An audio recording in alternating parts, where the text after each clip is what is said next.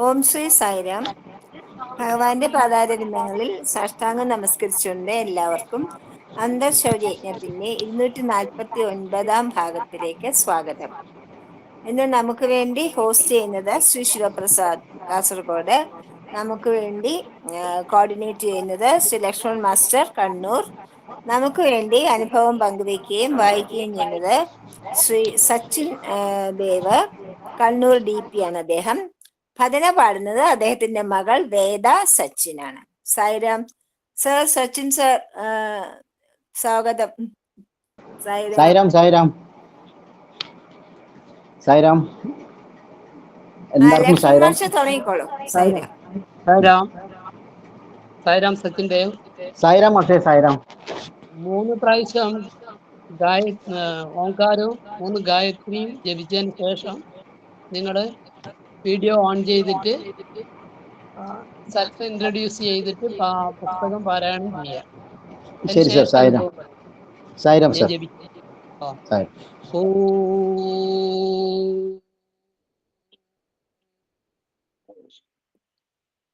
ഓ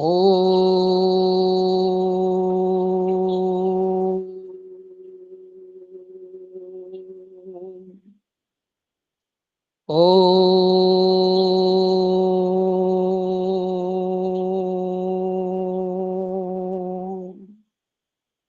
ഓം സായീശ്വരായ വിദ്മഹേ സത്യദേവായ ധീമഹി തന്നഃ സർവ പ്രചോദയാത്. ഓം സായീശ്വരായ വിദ്മഹേ സത്യദേവായ ധീമഹി തന്നഃ സർവ പ്രചോദയാത്. ഓം സായീശ്വരായ വിദ്മഹേ സത്യദേവായ ധീമഹി തന്നഃ സർവ പ്രചോദയാത്. ഓം ശാന്തി ശാന്തി ശാന്തി. സായിരാം സച്ചിൻ ദേവ്. വീഡിയോ ഓൺ ചെയ്തിട്ട് സെൽഫ് ഇൻട്രൊഡ്യൂസ് ചെയ്തിട്ട് പാരായണം തുടങ്ങിക്കോളൂ. സായിരാം സർ.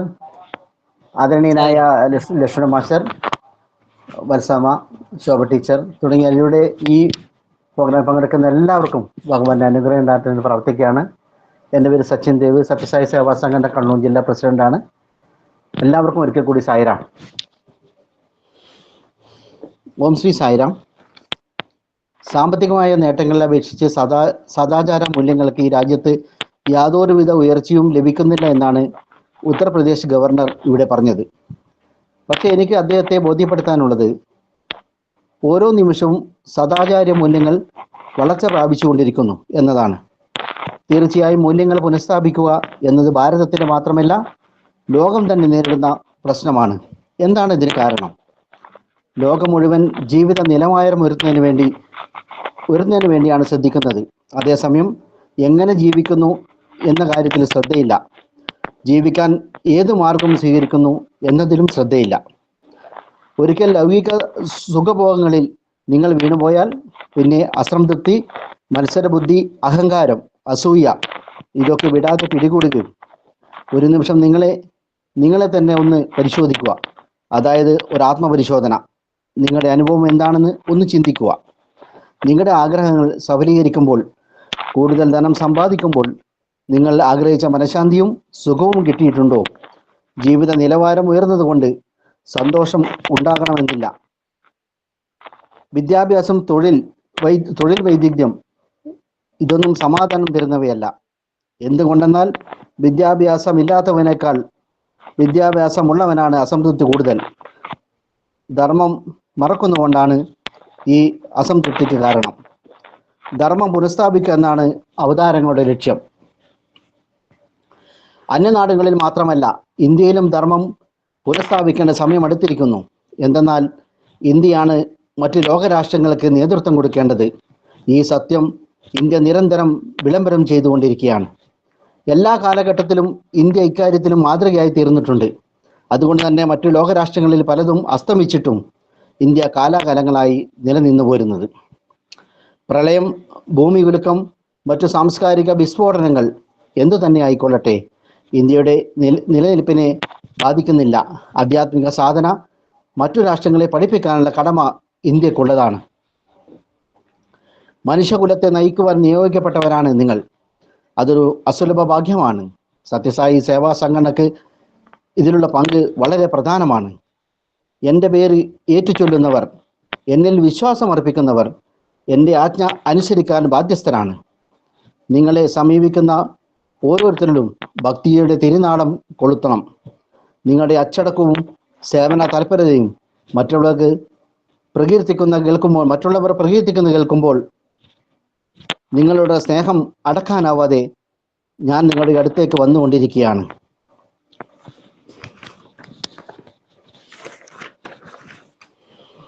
മൂന്ന് പുരുഷാർത്ഥങ്ങളെ പരിപാലിക്കുക. ധർമ്മം, അർത്ഥം, കാമം എന്നിവയാണ് പുരുഷാർത്ഥങ്ങൾ. ധർമ്മം പരിപാലിക്കുന്നതിലൂടെയാണ് ജീവിത സൗന്ദര്യം നിലനിർത്തേണ്ടത്. ഗീതയിൽ ശ്രീകൃഷ്ണൻ അർജുനനോട് ഉപദേശിച്ചത് കർമ്മസന്യാസം സ്വീകരിക്കാനാണ്, ദേഹസന്യാസം സ്വീകരിക്കാനല്ല. ഫലം ഇച്ഛിക്കാതെയുള്ള കർമ്മം ചെയ്യലാണ് കർമ്മസന്യാസം. കുളക്കടവിൽ വെച്ച് മുതല കാലിൽ പിടികൂടിയപ്പോൾ ശങ്കരൻ സംസാര ദുഃഖം പിടികൂടി എന്നാണ് വിശദീകരിച്ചത്.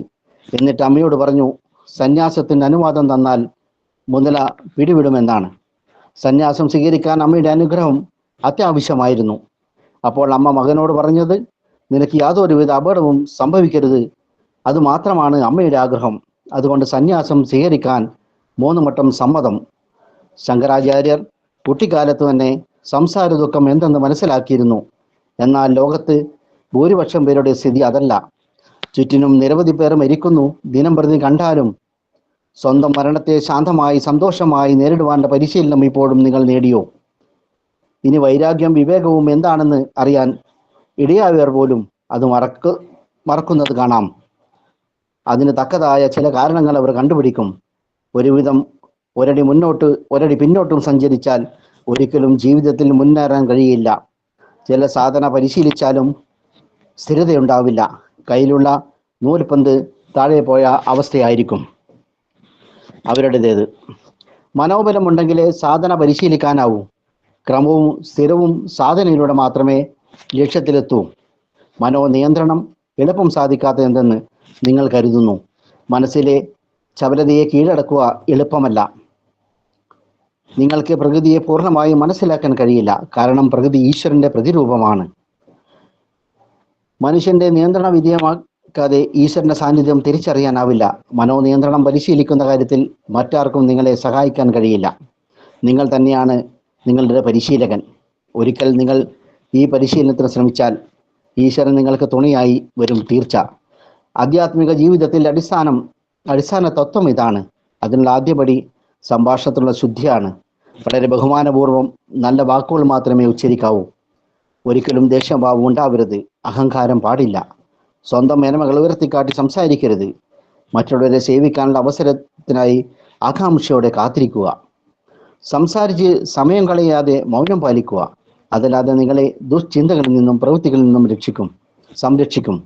മറ്റുള്ളവരുടെ സന്തോഷത്തിലുള്ള ദുഃഖത്തിലും പങ്കുചേരാനുള്ള മനസ്സിലും പരിശീലിച്ചെടുക്കണം.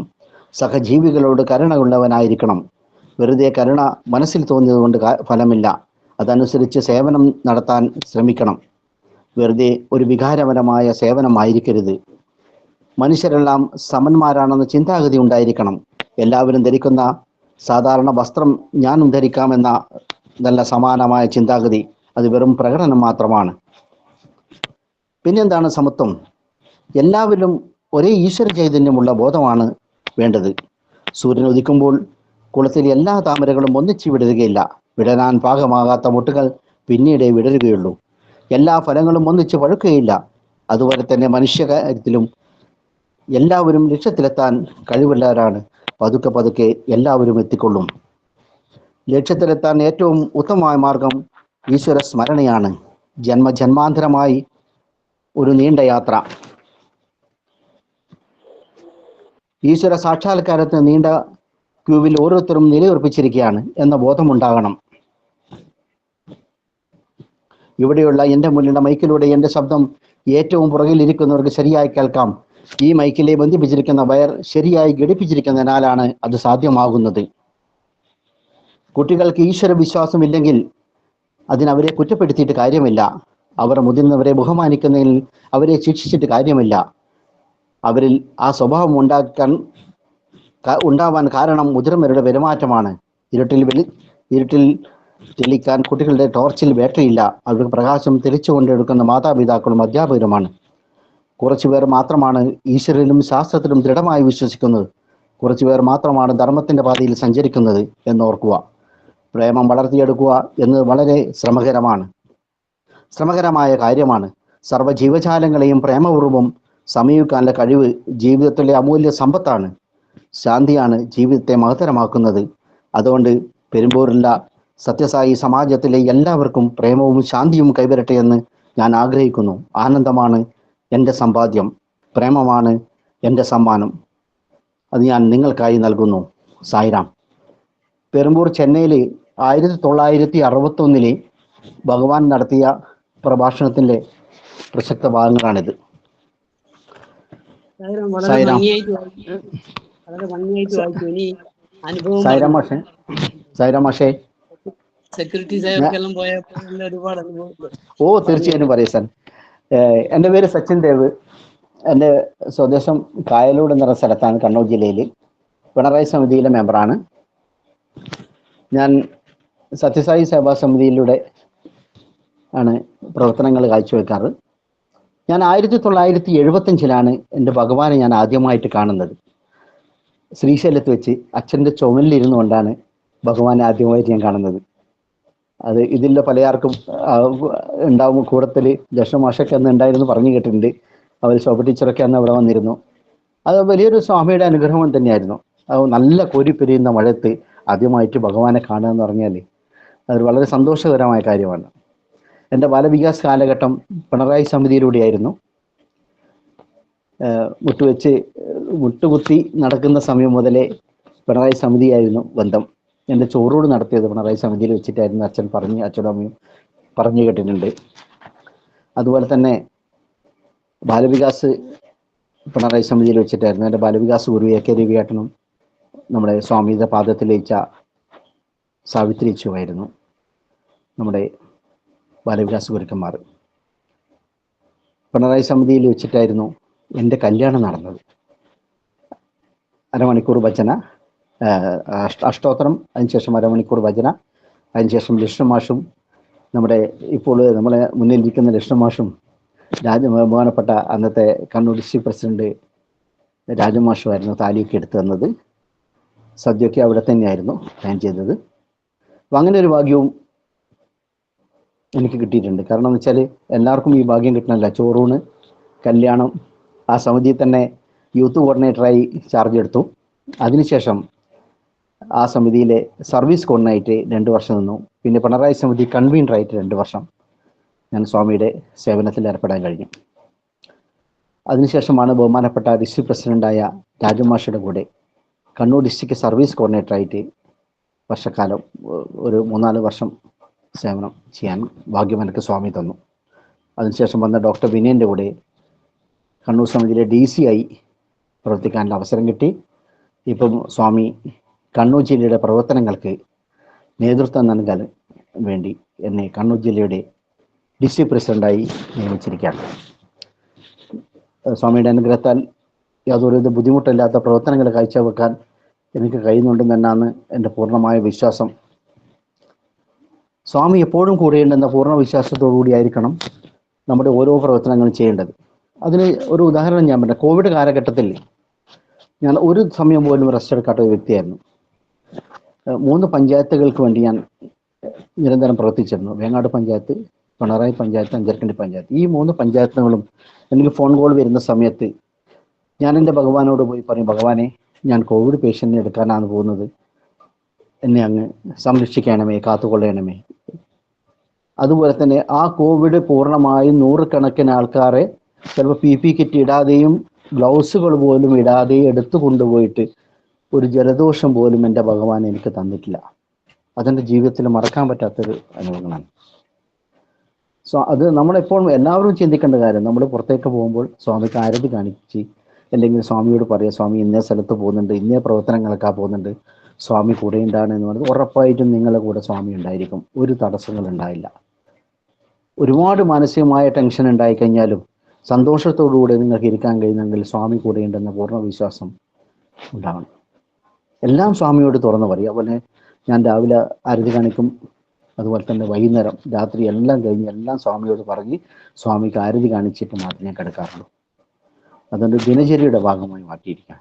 അതുപോലെ എല്ലാവരും ചെയ്തു കഴിഞ്ഞാൽ ഭഗവാൻ എപ്പോഴും കൂടെ ഉണ്ടാകുന്ന പൂർണ്ണ വിശ്വാസം നമുക്ക് എപ്പോഴും ഉണ്ടാവും. ഒരുപാട് പൂട്ടവർത്തിയിലൊക്കെ ഡ്യൂട്ടിക്ക് പോയ സമയത്ത് ഒരു പ്രാവശ്യം എൻ്റെ ഒരു ഏറ്റവും വലിയൊരു അനുഭവം എന്ന് വെച്ചാൽ,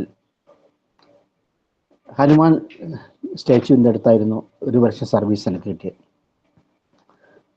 ആ സർവീസിൽ എനിക്ക് ഏറ്റവും കൂടി ഭയങ്കര തണുപ്പെന്ന് വെച്ചാൽ അതിശക്തമായ കാറ്റുള്ളൊരു സ്ഥലമായിരുന്നു അവിടെ. 6 പേര് ഡ്യൂട്ടിക്ക് നിൽക്കുന്ന സമയത്ത് ഭയങ്കര കാറ്റായിരിക്കും അവിടെ. ഓരോ മണിക്കൂർ ഇടവിട്ട് അവിടെ സിഗ്നൽ കൊടുക്കണം. അടുത്ത മലേൻ്റെ മുകളിലെ ആൾക്കാർക്ക് അവർ തിരിച്ചും സിഗ്നൽ തരും. അപ്പോൾ പരസ്പരം ആരും ഉറങ്ങാതിരിക്കുന്നൊരു ഇതായിരുന്നു. അപ്പോൾ നമ്മുടെ അതിശൈത്യം പറഞ്ഞറിയിക്കാൻ പറ്റാത്ത തണുപ്പിൽ നമ്മുടെ കൂട്ടത്തിൽ ഒരാൾ പറഞ്ഞു, സ്വാമി ഒരു ബ്ലാങ്കറ്റ് കിട്ടിയിട്ടുണ്ടെങ്കിൽ ഭയങ്കര സന്തോഷമായിരിക്കും. എനിക്ക് നമ്മൾ തമാശ രൂപേണ അപ്പോൾ നമ്മൾ പറഞ്ഞാൽ എനിക്ക് സ്വാമി ബ്ലാങ്കറ്റ് ഇപ്പം കൊടുത്തേക്കും.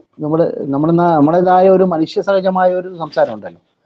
പറഞ്ഞു പിറ്റേന്ന കാലത്ത് KP രാമേന്ദ്ര സാർ, നമ്മുടെ ബഹുമാനപ്പെട്ട ലക്ഷ്മൺ മാസ്റ്റർ, അതുപോലെ തന്നെ അന്നത്തെ ഡിസ്ട്രിക്ട് പ്രസിഡന്റ് രാജൻ മാസ്റ്ററൊക്കെ ഒരു 10-15 മണിയ സമയത്ത് അങ്ങോട്ട് കയറി വന്നു. ഒരു കയ്യിലൊക്കെ കെട്ടുന്നത്. അപ്പോൾ മാസ്റ്ററോട് മാഷ എന്നാണ് നിങ്ങൾ പലഹാരം എന്ന് പറഞ്ഞല്ല, സ്വാമി നിങ്ങൾക്ക് ബ്ലാങ്കറ്റ് കൊടുത്തു. നമുക്ക് പറയുമ്പോൾ തന്നെ ഒരു വല്ലാത്ത വിഷമമുണ്ട്. ബ്ലാങ്കറ്റ് കൊടുത്തയച്ചിരിക്കാന്ന് പറഞ്ഞു. അപ്പം നമ്മൾ നിസാരമായിട്ട് കൂടി പ്രാർത്ഥിച്ചാൽ കൂടി ഭഗവാൻ അത് കാണുന്നുണ്ട് എന്നുള്ള ബോധം നമുക്കുണ്ടായിരിക്കണം. ഇതാ ഞാൻ ലക്ഷ്മൺ ഭാഷ സാക്ഷി നിർത്തിയിട്ടാണ് ഇത് പറയുന്നത്. അനുഭവം എന്ന് തന്നെയാണ് വല്ലാത്തൊരു അനുഭവം അത്. കാരണം വെച്ചാൽ ലക്ഷ്മൺ മാഷ് അപ്പോ ഇത് സത്യല്ലേ മാഷേ? അതെ അതെ അതെ. ഞാന് സ്വാമിയോട് പറയുന്നതിന് മുന്നേ തന്നെ സ്വാമി സെക്യൂരിറ്റി ഓഫീസർമാരോട് ഇങ്ങോട്ട് പറഞ്ഞു ചെയ്ത് ആ പുറത്ത് നിൽക്കുന്നവർക്ക് എല്ലാം കമ്പിളി കൊടുക്കണം, ടോർച്ച് കൊടുക്കണം. അത് എൻ്റെ ജീവിതത്തിലെ ഒരു മറക്കാൻ പറ്റാത്ത ഒരു അനുഭവമാണ്. കാരണം വെച്ചാൽ ഒരു തമാശ രൂപേണ പറയുമ്പോഴും നമ്മുടെ അവിടെ സ്വാമിയുടെ സർവീസിന് വരുന്ന ആൾക്കാരുടെ കാര്യങ്ങൾ വളരെ വ്യക്തമായൊരു സ്വാമി കാണുന്നുണ്ട് എന്നുള്ളൊരു പൂർണ്ണമായ ഒരു കാഴ്ചപ്പാട് അല്ലെങ്കിൽ സ്വാമി ശ്രദ്ധിക്കുന്നുണ്ടെന്ന് നമുക്ക് മനസ്സിലാക്കണം. അതാണ് എപ്പോഴും നമ്മൾ ചെയ്യേണ്ടത്. എല്ലാം ഭഗവാന് സമർപ്പിച്ചിട്ട് നമ്മൾ ഓരോ കാര്യം മുന്നോട്ട് ചെയ്താൽ ഒരു ബുദ്ധിമുട്ടും നമുക്കുണ്ടാവില്ല. ഇപ്പം കഴിഞ്ഞ ദിവസം സമ്മർ ക്യാമ്പൊക്കെ അവസാനിച്ച് നിൽക്കുന്ന സമയത്ത് കുറച്ച് കുട്ടികൾക്ക് കൊടൈക്കനാലിൽ പോകണമെന്നൊരാഗ്രഹം. അപ്പോൾ അവിടുത്തെ വാർഡനൊക്കെ പറഞ്ഞ് സമ്മതിച്ചു. 30ഓളം കുട്ടികൾ കൊടൈക്കനാലിൽ പോയി കഴിഞ്ഞ ആഴ്ച. വത്സാമ ചിലപ്പോൾ അറിഞ്ഞിട്ടുണ്ടാവും ആ കഥകൾ. ഇപ്പോൾ ഒരു 2-2.5 ആഴ്ച കഴിഞ്ഞ് 2-3 ആഴ്ച അത്രയേ ഉള്ളൂ. അവർ കൊടൈക്കനാലിൽ പോയി. 1-ാം തീയതി അവർ കൊടൈക്കനാലിലെത്തി. അതികഠിനമായ ശൈത്യം. അവർ പോകുന്നത് പുട്ടപർത്തി നല്ല ചൂടിൽ. അപ്പോൾ ബ്ലാങ്കറ്റോ കാര്യങ്ങളോ അല്ലെങ്കിൽ സെറ്ററോ ഒന്നും എടുക്കാതെ പോയി. അപ്പോൾ അവർ അല്ലാത്തൊരു അവസ്ഥയിലായിരുന്നു. അവർ നമ്മുടെ TVS മോട്ടോറിൻ്റെ ഉടമ ശ്രീനിവാസ സാറിന് സ്വാമി സ്വപ്നദർശനം കൊടുക്കുക. എൻ്റെ 30 മക്കളുടെ അവിടെ പോയിട്ട് അവർക്ക് വേണ്ടിയിട്ട് നീ എന്താ ചെയ്യുന്നെന്ന്. ഞാനൊന്നും ചെയ്യുന്നില്ല സ്വാമി എന്ന് പറഞ്ഞു തരാം. അദ്ദേഹം പറഞ്ഞു, നീ അവർക്ക് 30 ബ്ലാങ്കറ്റ് കൊണ്ടുപോയി കൊടുക്കണം, അവർക്ക് തൊട്ടടുത്തുള്ള 5 സ്റ്റാർ ഹോട്ടലിൽ ഭക്ഷണം ഏർപ്പാട് ചെയ്യണമെന്ന്. പിറ്റേന്ന് കാലത്ത് തന്നെ അവിടെത്തെയും ഈ 30 കുട്ടികൾക്ക് ബ്ലാങ്കറ്റ് കൊടുക്കുകയും അതുപോലെ തന്നെ സെറ്റർ നല്ല സ്റ്റാൻഡേർഡ് വളരെ വില കൂടിയ നിലവാരമുള്ള സെറ്റർ അവർക്ക് വിതരണം ചെയ്യുകയും. അപ്പോൾ ഇത് ഞാൻ വ്യക്തമായിട്ട് അറിയാൻ കാരണം വെച്ചാൽ എൻ്റെ തൊട്ടടുത്ത സമിതിയായ പാച്ചപേർ സമിതിയെ കൺവീനറെ സുനിലിൻ്റെ മകൻ ആ കൂട്ടത്തിലുണ്ടായിരുന്നു. അങ്ങനെയാണ് ഞാനിത് വളരെ കൃത്യമായി ഞാനിത് അറിയാൻ കാരണം. അപ്പോൾ നമ്മുടെ ഈ സൂക്ഷ്മ രൂപത്തിലുള്ള സ്വാമിയെ കാണി പവർഫുള്ളാണ്, സ്ഥൂല രൂപത്തിലേക്ക് ഭഗവാനെ കാണിയും പവർഫുള്ളാണ് സൂക്ഷ്മ രൂപത്തിലെ ഭഗവാൻ എന്ന് സ്വാമി ഒരിക്കൽ പറഞ്ഞതായിട്ടുണ്ട്. അത് പ്രാവർത്തികമായിക്കൊണ്ടിരിക്കുകയാണ്. നമ്മൾ എപ്പോഴും ശ്രദ്ധിക്കുക, ഭഗവാന്റെ പ്രവർത്തനങ്ങളിൽ ഏർപ്പെടുമ്പോൾ സ്വാമി കൂടെയുണ്ടെന്ന പൂർണ്ണ വിശ്വാസം നമുക്കുണ്ടെങ്കിൽ ഒരു തടസ്സവും ഒരു ബുദ്ധിമുട്ടും ഉണ്ടാവില്ല. അതെപ്പോഴും ഓർമ്മിക്കുക. എല്ലാ ഭാഗത്തും പ്രതിസന്ധികളും നമുക്ക് നല്ലോണം, പരീക്ഷണങ്ങൾ നല്ലോണം ഉണ്ടാവും. പക്ഷെ എൻ്റെ ഭഗവാൻ എൻ്റെ കൂടെയുണ്ടെന്ന പൂർണ്ണ വിശ്വാസം എനിക്കുണ്ടെങ്കിൽ ഞാൻ എന്തിനു ഭയപ്പെടണം? അതാണ് ഇപ്പോൾ കണ്ണൂർ ജില്ലയുടെ പ്രവർത്തനങ്ങൾക്ക് എല്ലാ നേതൃത്വവും കൃഷ്ണമാഷ് പോലെയുള്ള നിർദ്ദേശങ്ങൾ പാലിച്ചുകൊണ്ട് വളരെ നല്ല രീതിയിൽ കൊണ്ടുപോകാൻ എനിക്ക് കഴിയുന്നുണ്ട്. അത് സ്വാമിയുടെ അനുഗ്രഹം കൊണ്ട് മാത്രമാണ്. അനുഭവങ്ങൾ പറയാൻ കുറേ ഉണ്ട്, പക്ഷെങ്കിൽ ഏകദേശം സമയമായി എന്ന് തോന്നുന്നില്ല. പക്ഷേ നമുക്ക് ഭജനയിലേക്ക് കടന്നൂടെ? ഇല്ല, ഒരു 2-3-4 മിനിറ്റും കൂടി പറയാമോ? ഇല്ല, കുറച്ചുകൂടെ പറഞ്ഞോളൂ മാഷെ. 22 വരെ പറയാം. 22. ഇത് 19 അല്ലേ? ആ, 2-3 മിനിറ്റും കൂടി പറയാം. അതെ, ഇതിപ്പം നമ്മുടെ ഓരോ കാര്യത്തിലും നമ്മളെ ഒരു ജില്ലാ നേതൃത്വത്തിൻ്റെ ഓരോ പ്രോഗ്രാമുകൾ വെക്കുമ്പോഴും സ്വാമിയുടെ പ്രസൻസ്, ഞാൻ വീട്ടിൽ നിന്ന് ഇറങ്ങുമ്പോൾ സ്വാമി ഇത്രയും ദിവസം നമ്മളൊരു പ്രോഗ്രാം ഉണ്ട്, സ്വാമി ഒന്ന് ഇടപെടണം അതിൽ. ഇപ്പം ഡ്യൂട്ടിക്കൊക്കെ ആൾക്ക് പോകുമ്പം ഭഗവാനോട് എല്ലാം തീർത്ത് പറയുക. ഭഗവാനോട് പറയുമ്പോൾ ഒരിക്കലും ബുദ്ധിമുട്ടുണ്ടായില്ല. എന്നുവെച്ചാൽ എപ്പോഴും അവസാന ഘട്ടം വരെ വലിയ പ്രതിസന്ധി നമുക്കുണ്ടെങ്കിലും അത് ഭഗവാൻ മാറ്റിത്തരും, അതൊരു സംശയമില്ല. കാരണം വെച്ചാൽ നമ്മളെ ഡ്യൂട്ടി സമയത്തൊക്കെ ഇതിപ്പോൾ കഴിഞ്ഞ പ്രാവശ്യം നമ്മളെ വലിയൊരു പ്രതിസന്ധി, ആൾക്കാർ വളരെ കുറഞ്ഞിരുന്നൊരു കാലഘട്ടമായിരുന്നു. അപ്പോൾ അത് അവസാന ഘട്ടത്തിൽ അത് ഫില്ല് ചെയ്ത് എല്ലാ ലക്ഷം മാഷക്കറിയാം. അവസാന സമയത്ത് നമുക്ക് സേവാദാസൊക്കെ നല്ല രീതിയിലുണ്ടായിരുന്നു. അതുപോലെ തന്നെ നമ്മുടെ ജീവകാരുണ്യ പ്രവർത്തന രംഗത്ത് ഞാനൊരു സജീവമായിട്ട് പങ്കെടുക്കുന്ന, നാട്ടിലെ എല്ലാ കാര്യങ്ങൾക്കും സജീവമായിട്ട് പങ്കെടുക്കുന്ന, സ്വാമിയുടെ അനുഗ്രഹം കൊണ്ട് ഒരു വർഷം ഡ്യൂട്ടിക്ക് പോയ സമയത്ത് അമേരിക്കയിലെ അവിടെ ബ്ലഡ് ബാങ്കിൻ്റെ ഡോക്ടർ ഭാട്ടിയ, അമേരിക്കാരനാണ്, അദ്ദേഹത്തിൻ്റെ ഒരു പ്രസംഗിക്കാൻ അവസരമുണ്ടായി. അദ്ദേഹം നമ്മൾ സേവാദാസോട് പറഞ്ഞാൽ അദ്ദേഹം വർഷത്തിൽ 4 പ്രാവശ്യം ബ്ലഡ് കൊടുക്കാറുണ്ട്. അപ്പോൾ നിങ്ങൾ ഓരോ സേവാദാളും ഇത് പ്രാവർത്തികമാക്കണമെന്ന് പറഞ്ഞതിൻ്റെ അടിസ്ഥാനത്തിൽ ഞാൻ അന്ന് തുടങ്ങിയ ബ്ലഡ് കൊടുക്കൽ ഇന്ന് 54 പ്രാവശ്യം രക്തദാനം ചെയ്യാൻ കഴിഞ്ഞു. ഞാനിപ്പോൾ മെഞ്ഞാന്ന് കൊടുത്തു, ഒരു ആക്സിഡൻ്റ് കേസിന് പെട്ടെന്ന് വിളി വന്നിട്ട് 54 പ്രാവശ്യം ഒരു പരിചയമില്ലാത്ത ആൾക്കാർക്ക് രക്തദാനം ചെയ്യാൻ പറ്റി. അത് എൻ്റെ സത്യസായി സേവാ സംഘടനയിൽ പ്രവർത്തിക്കുന്നതുകൊണ്ട് മാത്രമാണ് എനിക്ക് അങ്ങനെ ചെയ്യാൻ പറ്റിയത്. അതുകൊണ്ടിപ്പം അസുഖങ്ങളൊന്നുമില്ല, ഷുഗർ, പ്രഷർ, കൊളസ്ട്രോൾ അങ്ങനെ ഒന്നുമില്ല. കൊടുക്കാൻ പറ്റുന്ന കൂട്ട് തീർച്ചയായും രക്തദാനത്തിൻ്റെ മുദ്രണമെന്നാണ് പറയാനുള്ളത്. അങ്ങനെ ജീവകാരുണ്യ പ്രവർത്തനത്തിൽ സജീവമായിട്ടുള്ള ഒരു വ്യക്തി എന്ന നിലയിൽ എല്ലാവരും അനുഗ്രഹവും കാര്യങ്ങളും ഉണ്ടാവണം. കാരണം വെച്ചാൽ നമുക്കിപ്പം പല അസുഖങ്ങളും പല ആൾക്കുണ്ടാവും. എന്നുവെച്ചാൽ നമ്മൾ ഒരു പരോപകാരം ചെയ്യാത്തൊരവസ്ഥയിലേക്കാണ് പലപ്പോഴും നമ്മൾ കാണുന്നത്.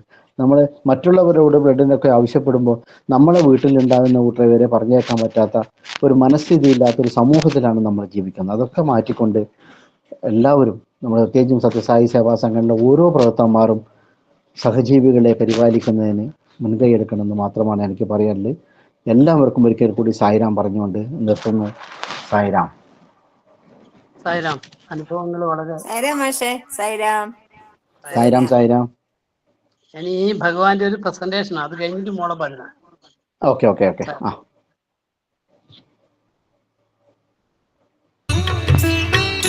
ప్రేమ స్వరూపులారా, ఎంబాడిమెంట్స్ ఆఫ్ డివైన్ లవ్, మానవత్వము కేవలం ఒక స్వార్థమునకై నియమించినటువంటిదిగా భావించి సత్యనిత్యమైనటువంటి యొక్క ఆత్మతత్వాన్ని విస్మరిస్తూ ఉంటున్నది ఈనాడు. Today humanity is mistaking that life has been given in order to live totally for selfishness, and thus giving up the noble quality of human being of service to others. మానవ జీవితములో అభివ్యక్తము కావలసినటువంటిది ఈశ్వర భావమే. What has to express itself in human life is divine nature of human beings. సృష్టి అనగా ఈశ్వరేచ్ఛకు ప్రకటనయే. Creation is only an expression of the will of God. కనుకనే దీనికి ప్రకృతి అని పేరు పెట్టారు. That is why it has been given the name Prakruti. ఈ ప్రకృతి నుండి ఆవిర్భవించినటువంటి ప్రతి ప్రాణి యందు కూడాను ఈశ్వర స్వభావమే ఉండాలి, ఉండి తీరాలి. Every being which has come from this nature and this creation should essentially possess that divine quality and divine nature. ఇట్టి ప్రాకృత ఈశ్వర తత్వాన్ని ప్రకటింపచేయ నిమిత్తమై మూర్తీభవించినటువంటి వాడే మానవుడు. Man is the very embodiment of this kind of idea manifesting itself as an expression of the divine nature and divine humanity. ప్రకృతి చైతన్యము వ్యర్థమైనటువంటిది కాదు. Consciousness as found in nature is not without purpose. అహంకారపరమైనప్పుడు వికృతియు, ఆత్మపరమైనప్పుడు సుకృతియును పొందుతున్నది. When consciousness is associated with ego, it becomes crooked. When it is associated with Atma, it becomes divine. అయితే ఈనాడు ఈ ప్రకృతి యొక్క చైతన్యాన్ని ఎవరికి మనం అర్పితం గావించాలి? In that case, to whom should we dedicate this consciousness which is given by nature? స్వార్థమునకు కాదు, స్వప్రయోజనమునకు కాదు, ఈశ్వరార్పితమే గావించాలి. Certainly for not selfishness and for self-seeking. It is for dedicating itself to divinity and Ishvara. Sai Ram, ഇനി ഭജന പഠിക്കണു. മോളെ വിളിക്കൂ. Sir പറയാം sir. चित्त चोरा यशोदा के बार, नवनीत चोर गोपाल. चित्त चोरा यशोदा के बार, नवनीत चोर गोपाल. गोपाल गोपाल गोपाल, गोवर्धनधर गोपाल. गोपाल गोपाल गोपाल, गोवर्धनधर गोपाल. गोपाल गोपाल गोपाल गोपाल, गोवर्धनधर गोपाल. चित्त चोरा यशोदा के बार, नवनीत चोर गोपाल. गोपाल गोपाल गोपाल, गोवर्धनधर गोपाल. गोपाल गोपाल गोपाल गोपाल, गोवर्धनधर गोपाल. चित्त चोरा यशोदा के बार, नवनीत चोर गोपाल. മോളെ വേദ, ഒന്ന് വീഡിയോ ഓൺ ചെയ്യോ? മോളെ ഒന്ന് കാണട്ടെ എല്ലാരും. മോളെ വീഡിയോ ഓൺ ചെയ്യോ? വെരി നൈസ്, നന്നായിട്ട് പാടി കേട്ടോ. Very good, very nice, thank you. വളരെ നന്നായി പാടി മോള്. പിന്നെ ഭഗവാന്റെ എല്ലാ കൃപയും ഉണ്ടാവട്ടെ എന്ന് ഞാൻ പ്രാർത്ഥിക്കുകയാണ്. സായിരാം. സായി ഉപമ ഭക്തിയും സമർപ്പണവും തമ്മിലുള്ള വ്യത്യാസം എന്താണ്? ഭക്തി ദ്വൈതഭാവത്തിന്റെ അവസ്ഥയാണ്. അവിടെ ഈശ്വരനും ഭക്തനും രണ്ട് അസ്തിത്വങ്ങളുണ്ട്. അവർ വളരെ ചേർന്നിരിക്കുന്നതിനാൽ അവരെ വേർതിരിക്കുവാനോ പിടിച്ചു മാറ്റുവാനോ സാധിക്കുകയില്ല. ഭക്തി ഭക്തനെ ഈശ്വരനുമായി ഒന്നിപ്പിക്കുന്നു. പക്ഷേ സമർപ്പണം എന്നത് അദ്വൈത ഭാവമാണ്. ഈശ്വരൻ മാത്രമേ ഉള്ളൂ അവിടെ, മറ്റൊന്നുമില്ല എന്ന ഭാവത്തിൽ ഭക്തൻ എത്തിക്കഴിയുമ്പോൾ അവർക്ക് സ്വതന്ത്രമായ നിലനിൽപ്പില്ല. അയാളിലെ ഞാൻ, എൻ്റെ എന്ന ഭാവം പൂർണ്ണമായും ത്യജിക്കപ്പെടുന്നു. ഉദാഹരണത്തിന് പഞ്ചസാരയും വെള്ളവും എടുക്കുക. അവ രണ്ടും രൂപത്തിലും ഭാവത്തിലും വിഭിന്നമാണ്. ഇത് ഭക്തിയുടെ ഉദാഹരണമാണ്.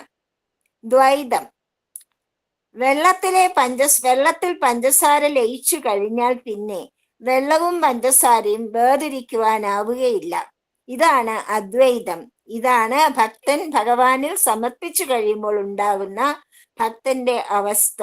ഭക്തൻ തന്റെ സർവസ്വവും ഭഗവാന് നൽകി കഴിഞ്ഞാൽ തൻ്റെതായി ഒന്നും അവശേഷിക്കുന്നില്ല. ജയ സായിരാം. സായിരാം. കണ്ണൂർ ഡിസ്ട്രിക്ട് പ്രസിഡന്റ് സച്ചിൻ ദേവിനും ഫാമിലിക്കും ഭഗവാന്റെ എല്ലാ കൃപാ കടാക്ഷങ്ങളും ഉണ്ടാവട്ടെ. ഡിസ്ട്രിക്ട് പ്രസിഡന്റ് എന്ന സ്ഥിതിയിൽ നല്ല രീതിയിൽ പ്രവർത്തിക്കാൻ ഭഗവാന്റെ കൃപയുണ്ടാവട്ടെ എന്ന് പ്രാർത്ഥിച്ചുകൊണ്ട് ഞാൻ ശാന്തി മന്ത്രം ജപിക്കുകയാണ്. സായിരാം. സമസ്തലോകാ സുഖിനോ ഭവന്തു, സമസ്തലോകാ സുഖിനോ ഭവന്തു, സമസ്തലോകാ സുഖിനോ ഭവന്തു. ഓം ശാന്തി ശാന്തി ശാന്തി. എല്ലാവർക്കും